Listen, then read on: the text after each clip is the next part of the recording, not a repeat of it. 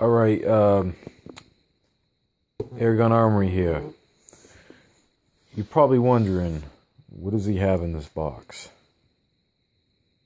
What's in the box? Well, what I got here is a H&K mp7. This is the Navy version. This is the price. I kind of overpaid for this, but and I didn't get the quality that I wanted. But this is a 6mm gas-operated airsoft gun, and it comes in this nice little box, which is kind of like a case. So this is actually what I keep it in. The box is so nice that I don't even have to buy a case. So let's just open this up and see what's inside. So I've had this gun for about a month now. I've obviously gone through the packaging and the instructions. I do advise reading it. This is the mp7A1 Navy version, which I guess you can call it the shitty version, because there's a couple things that I want to explain. This is the gun, okay? This is the magazine. I've already had a couple problems with the magazine, but I took it to the retailer and he's fixed it up. Just mainly over here where the valve is. A seal fell out of the valve, but I got that taken care of. It's pretty cheap, and you know what I mean. So this is the gun. Now it doesn't. This is the package. Actually, before I get into the gun, I actually bought an extra valve for that magazine. It was like only a few bucks. So you can get this out of the way. It's the mp7. Didn't come with this. This I actually got it for free, but this is separate from the gun. This is the gun. I've shot probably 3,000 rounds out of this already. I've used one full tank of green gas just in this gun, and I've used about half a tank of propane. So yeah, I did run propane out of here. It runs pretty good on propane. You just got to make sure that you put oil in the magazine, like right here and right here, after like a few reloads here and there. You don't have to oil it, and you know, you should put like a drop of oil in the barrel, in the breech, you know.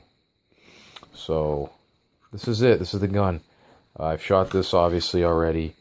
There's a couple things though that I don't like about this. This is the Navy model, as you know. It's supposed to have white dot sights. This one doesn't have the white dots. I don't know why. I feel like I kind of got gypped for that, because for $250, I got the regular version with the fucking white sights. Excuse my language. So, but nonetheless, this is a nice gun. I'm not gonna complain about this. I mean, it's definitely by far the most expensive airsoft gun I bought, and probably out of all my air guns, it's one of the more expensive ones. I mean, so basically, it's semi-auto, full auto, and then you know what I mean. There is a safety actually. It's the white up here. Pull the trigger, nothing happens, but it has that clock-style safety. I'm assuming the real mp7 has it as well, where the trigger doesn't pull unless you, you know what I mean, fully engage the trigger. So I'm gonna do the shooting video separately from the tabletop. I'm just gonna show you what the gun says. So it's H&K, as the Heckler and Koch, Koch, however you pronounce that. Licensed trademark of Heckler and Koch, GN. Alright. And up here, let me just kind of zoom in. Umarex USA. It is an Umarex gun. And I think KWA has its hand in this one too. I'm not sure. But it's definitely, I know it's an Umarex gun. And then down here it just has like a silver coated plate. Now I have field stripped this gun around 3 times to clean it and oil it up and make sure everything's working properly. Pretty easy. Putting it back together is probably the hardest part, but it's not that hard. I mean, you just got to be really careful with the internal parts, because some of them are plastic. But the bolt, the breech, everything's metal. Just the one thing that I kind of don't like is that the charging handle is plastic. I mean, for a few extra bucks, they could have just put a metal one in, especially paying $300 for the gun. They can at least put a fucking metal, you know, piece, you know, that'd be nice. So it has a law enforcement stock. Mind you, I'm holding the camera with one hand, so a law enforcement style stock. This is the shortest it goes to. I know, actually, the shortest it goes to is around, let's say, like that. So you can basically hold it like this. The longest it goes to, I believe, like that. If you're a bigger guy or you have a long wingspan, goes to that. Or if you're using this as your main rifle, you know what I mean? CQB, whatever you're using this for. I don't play airsoft. I pretty much shoot in my backyard and stuff like that. But I'm thinking of going to an airsoft field, and this is definitely what I'm bringing. It's going to be my main weapon. So, this gun is fully automatic, semi. I've gone through that already. Another thing I want to show you guys here is, I mean, these are the sights, but you can also, you know what I mean, get the little peep sights, whatever you call that. So, I mean, it's a nice gun. I shot this. It's pretty powerful for an airsoft gun. I use the 25 grams out of here. That's what I use. I use the, actually not 25. I use the 20s. I've shot 12s out of here. I mean, the retailer told me not to shoot 12s. But I just couldn't resist. Actually, when I bought the gun, all I had was 12s. And you know, I ran a bunch of 12s out of here. And it worked great. I mean, I don't see an issue with, I don't think the grams matter, to be honest with you. The 20s, 25s, they kind of shoot a little slower. They're a little you know, they're pretty accurate from 10 yards, but, you know, you start getting out there, you start falling a little bit. So, I mean, mind you, I mean, this gun, I mean, the reason it's made for CQB is because it has a shorter barrel. It's not like an AEG or even a gas blowback M16 where it has that long barrel, you get more range out of it. But what I'll tell you is you are getting a lot of range compared to a pistol. So to the gas that when I bought the gun, this is my first green gas gun. I ran the Vulcan green gas out of here. I used a whole can. Then I ran some duster gas out of here because I had run out of the green gas, and you really can't get it in the store, and I don't want to wait, so I just ran to Staples, got some duster gas. That worked horribly though. Gun wasn't really firing that well. It'd run out really quickly. So I eventually bought another can of green gas. I used that, but I didn't use the whole can. I just kind of used like a little bit. But then I eventually got the propane adapter, and I ran propane out of here. Let me tell you, the propane smells horrible. I used the Ace Hardware propane, and it smelled horrible. So I basically have to mix that with silicone oil, but it still smells. You have to, when you use propane, guys, you got to use the silicone oil, and you got to basically oil the magazine, put oil in here every few clips to keep that lubricated. And when you use propane, you should definitely clean the gun. Not every time you use it, but at least every 4 or 5 times to keep everything working nice. So I'm gonna field strip the gun for you. Figure I'm not gonna probably shoot it today. It's already kind of getting late, and I'm kind of beat from work. So basically, how you field strip this gun, pretty easy. I don't really have any like hole punches, so what I'm gonna probably use, I'm gonna just use a pencil. So basically, you really not hard at all. You know, you got the pins right here.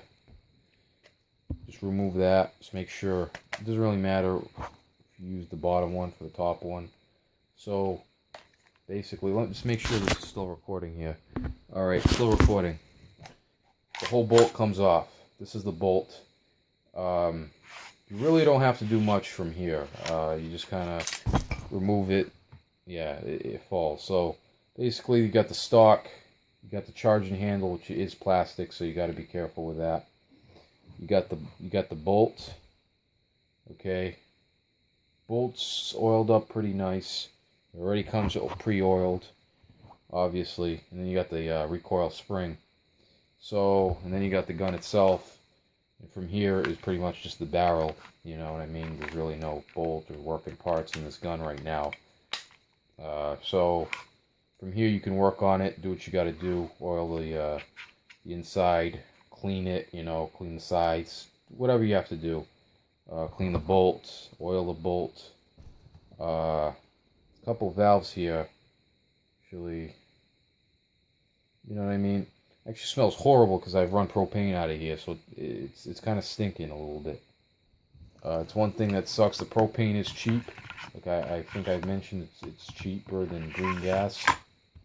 Actually, no, I didn't mention it. But it's cheaper than green gas, obviously. And but it smells horrible. That's why I don't really like using it.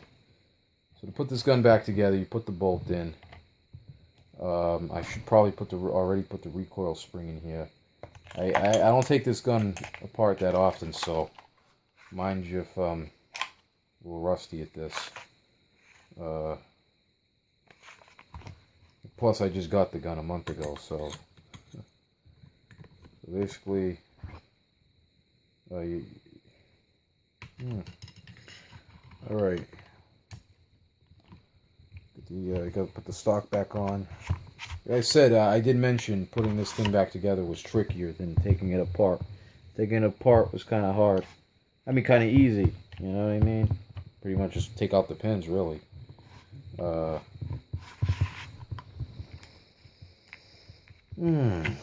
Okay, here. I think I got it in. I just gotta get the. All right. Kind of looks stupid on here, but hey, I don't care. Okay. Wait. One thing with these green gas guns, they're kind of a pain in the ass because you do have to clean them. I've already oiled it up. I don't think I got a...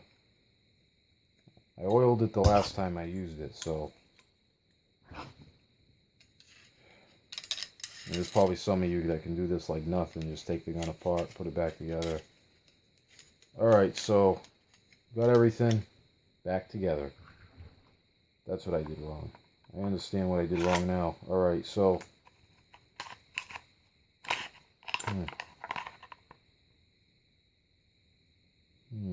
Alright.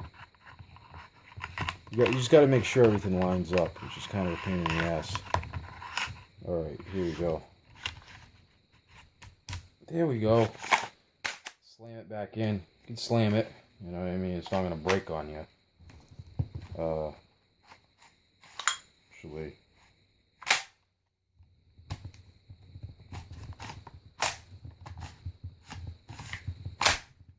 There we go. Put the pins back in. Slam the pins in.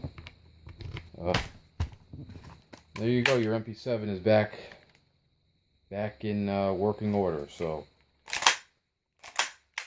when you run out of rounds, usually I think there's some gas in here right now. There's no bolt. There's no BBs, but it locks back the bolt, and there's like a release right here that actually releases the bolt.